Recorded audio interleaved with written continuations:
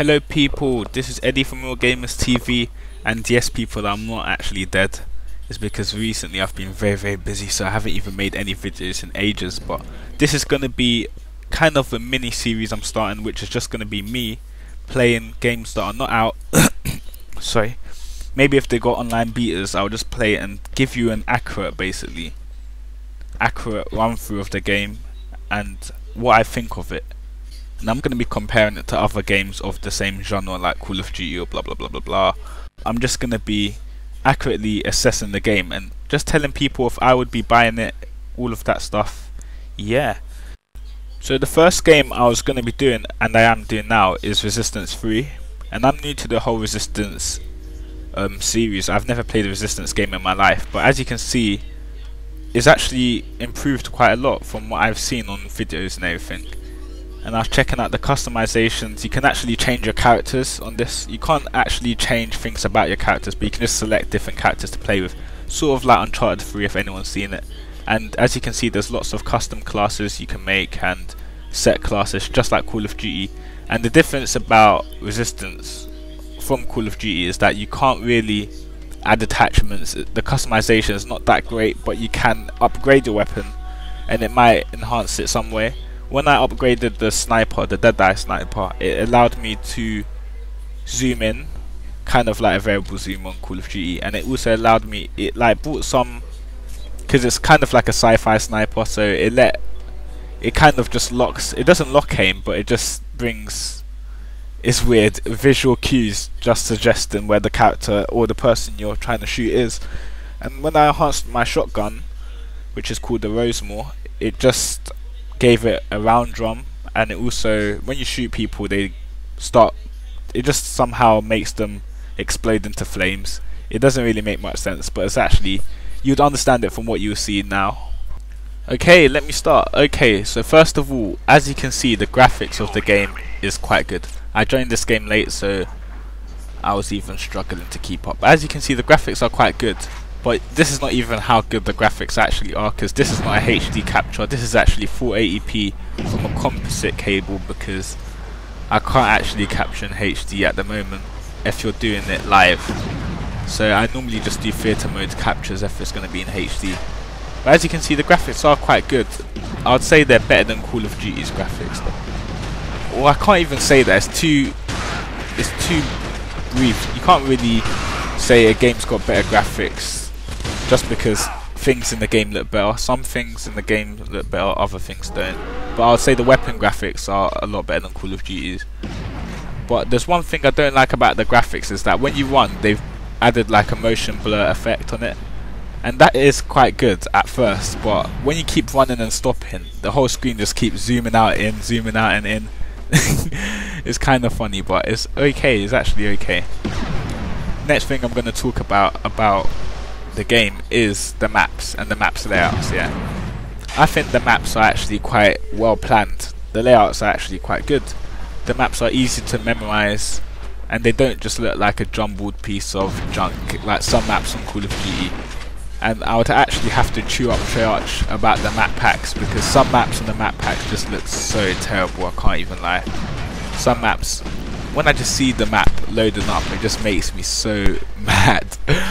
One of the maps I'd have to say is Berlin Wall. You just see Berlin Wall just loading up, you're like, nope, I'm skipping this map straight away. I hate Berlin Wall. Convoy is okay, but when I see it, I hate Convoy. I hate all of the snow maps, to be honest. Too much snow is not good for me. Yeah, so the maps are actually well planned, and the maps actually do look nice. If you look around, everything has been well detailed and everything. The game is actually looking quite good on appearance alone, and all the visual effects. Yeah, it's quite good, I would have to say. So that is actually on the plus side. But now gameplay I'll talk about, and the first thing I'm going to talk about is it's the sensitivity of the game, how the game feels in your hands. This game sort of feels a little bit similar to Killzone, if anyone's actually played Killzone. Similar, not very much, but it's got that kind of a little bit of a weighted feel to it. When you're running around to your turn, and you just feel like it's kind of, I don't know why, but that's just the way it is. I can't even describe it, but Ellis Presidor explained it in his terms when he was doing a Killzone review. But yeah, it's a little bit less. It's better than Killzone's, worse than Call of Duty's. Call of Duty I still think is the most advanced game in terms of controls. It feels right, everything feels perfect once you adjust to it. And I've been playing this game for about 2 days now, 3 days probably, no, 2 days. But yeah, I've actually adjusted to the controls, but still it looks like I'm limited in some ways, and I know I'm gonna explain why right now. It's actually because the sensitivity of the game, the maximum sensitivity, is kind of like Call of Duty's 6 or 7. That is the maximum sensitivity, and that isn't really that bad. But when you aim down your sights, the sensitivity kind of slows down. I don't know why they've done that. It needs to slow down just a little bit, but not too much. But when you're zooming in on your sniper, that's when you notice it the most. When you zoom in and you're trying to aim, it feels kind of so weighted that you can't shoot anyone at close range. So that's why I changed to my shotgun right here, because there was no way I was gonna actually shoot him. It moves too slow in your sniper zoom, so it's not actually that good for sniping. Yeah, but apart from that, the game, there's one thing I really love about this game as well, is that it gives you customization of your controls. You can actually map any button on the controller to something else. You've got full customization over the controls. Call of Duty makes you choose tactical default, but this one you can just choose, you can do anything. So when I first came on this game, it was like the basic default Call of Duty layout. Knife is clicking the R3 button, or on Xbox, the right, I don't even know what it's called, but yeah, the R3 button.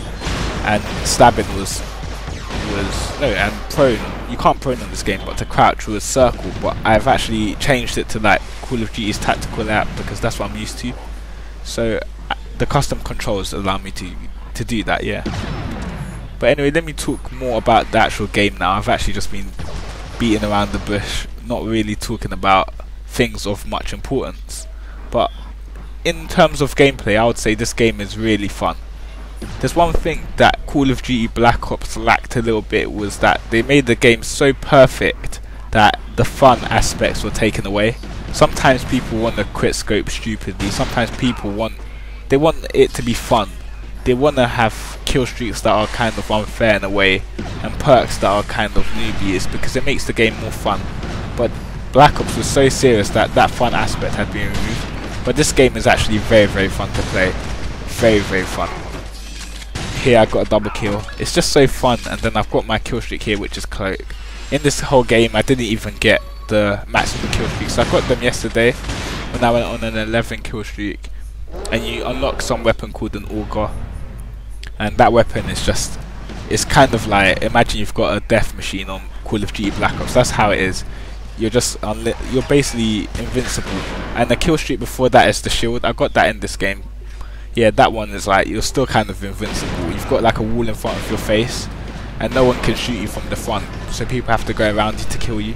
But then at the same time, you might still have them, you've still got chances to kill them, so it's quite good. And the kill streak system on this game, you can't really customize any kill streaks, but I like it that way, you know. I want Call of Duty to go back to that style of kill streaks that you can't customize, because it makes the game just, I don't know, it makes kill streaks just more valuable. When you can customize it, you just kind of, I don't know, it just gets annoying in a way when people just keep putting on the same kill streaks. And yeah, so I actually prefer kill streaks that are actually set. And about balancing on this game, the balancing is quite good. The shotgun at far range, as you can see, when I'm shooting people at far range, it takes me so many shots to kill them. It takes me so many shots to kill them. But if I was at close range, it would take 2 shots probably to kill a person with my shotgun. So I like that in that sense. And yeah, that's all I've got to say about gameplay in terms of stuff. Now I can talk about the perks and the equipment and everything. Oh, this was appalling. I should have killed this guy. I was rushing it. So he killed me. But yeah, and he got the shield. That's the shield one, so I couldn't really shoot him from the front anyway. But there's 2 rounds on Team Deathmatch, and this was the first round. I joined late and I went 19 and 9 and 4 assists. I think it's decent for someone who doesn't really play Killzone. No, Resistance. See, I get confused because the games are kind of similar in a way. And just before I get to the issue of perks, I've actually cut out a huge chunk of the game because it would have taken too long. Because it's 10 minutes around equals 20 minutes in total, it would have taken too long. So I've cut out about 5 minutes of this game. So I just wanted to show some gameplay as well of, it's basically a FAMAS, basically, that is what it is. They called it a bullseye, but it's a FAMAS with a weird aiming sight, which is more futuristic. Yeah, but the perks are kind of, they're just to help you, but they're not as simple as Call of Duty perks. Call of Duty perks are like marathon, blah blah blah blah blah, but this one, they've got perks kind of like one that it brings like a hologram of yourself next to you, so when people see you, they're confused on which one's the real you. So if they shoot the hologram, life is not lost from you. It's actually quite cool. And they've got lots of perks. I haven't even seen all of them because the demo or the beta version doesn't even let you see all there is to the game. So overall, just to summarize from here, I think the game is actually looking very, very good. If it improves a lot more than this, then maybe I would actually go out and buy it. But at the moment, it's not a game that I am looking forward to. I'm not even looking forward to Modern Warfare 3. That is not even Modern Warfare 3 in my opinion. That's Modern Warfare 2.1. It's not a new game. It's the same game basically. When you look at the graphics, the whole game, it's the same game. Different weapons, different maps, same game. Kind of like they just went to edit. Yeah. So this game's not a game that I'm really looking forward to, but maybe if I have spare money on the side, I'll probably get this game, because it is actually quite fun to play, and it's good for a change. The actual physics engine is actually quite realistic as well. I like it, to be honest. And over here, this is where I get my triple feed. So yeah, over here I must have gotten a collateral because I don't know where the other guy died, but triple feed. And also, this is the kill streak, which is the shield. As you can see, that guy was shooting me, it didn't take any help of me, but it's only from your front side, so if people shoot you from behind, you will die, like that guy who's invisible, idiot. Yeah, but anyway, I'm going to talk about what I'm going to be doing on the channel from now on, because I'm going to start college soon, and then it's going to be all busy for me, so the videos will probably be less. I'm going to start a series called Diary of a Sniper, and on that I'll just be doing sniping videos, not necessarily on Call of Duty, but just any game that comes to mind. If I feel like sniping, I might just do a live commentary over it and then upload it. That is what it will be. And sometimes I might make tutorials for it specifically. Yeah, and it'll be quite cool. I've already made one episode where I'm on hold to download, no, to upload, on hold at the moment, and that is a Nuketown sniper tutorial or guide for free for all, because the game is dying. Who cares about KD now? Now you just care about winning. So I'm just going to tell people how to win on Nuketown. Already made it 90%, just got a little bit more left. And also I'll be doing this as well, which is just playing new games that are not out, maybe betas or demos. And finally, I think I'll be doing let's plays. Yeah, let's plays will be what I'll be doing during the year. But I will make tutorials for Modern Warfare 3 when it comes out, but I don't think I would even need to, because it looks basically the same as Modern Warfare 2, so you would already know how to do everything. You know how to quick scope, you know how to no scope. It's the same thing, so I'm disappointed with that game. But anyway, I went 21 and 13 in the second round of the team deathmatch, and 8 assists. I think it was quite decent. It was quite decent, and it was the first time I just recorded. I wasn't even planning on doing this good. It's not even that good, but it's okay. But anyway, at the end it just gives you a summary screen. It just says, oh, you've leveled up, skills unlocked, you've unlocked this, you've unlocked that. And you level up quite quick in this game, to be honest. When you finish a game like this, you will level up about twice each game. And I finished with a KD of 1.8, 40 kills, 22 deaths, accuracy 43, SS 12. Favourite weapon was small, 20 kills with it. Yeah, so that is what it is. And now I'm just going to show people the extra features of the game, which was going to be about personal records. So it's all kept here. It's kind of just like Call of Duty's one, like combat record. It's just all here, and you can search up your friends, campaigns, rewards, everything. And also I'm gonna go to the thing, control thing, so you can see that you can edit your controls as well. And I was actually lost here. I didn't know how to find it. I was like, where is it, where is it? Yeah, you have to press circle. and then it's here coming up.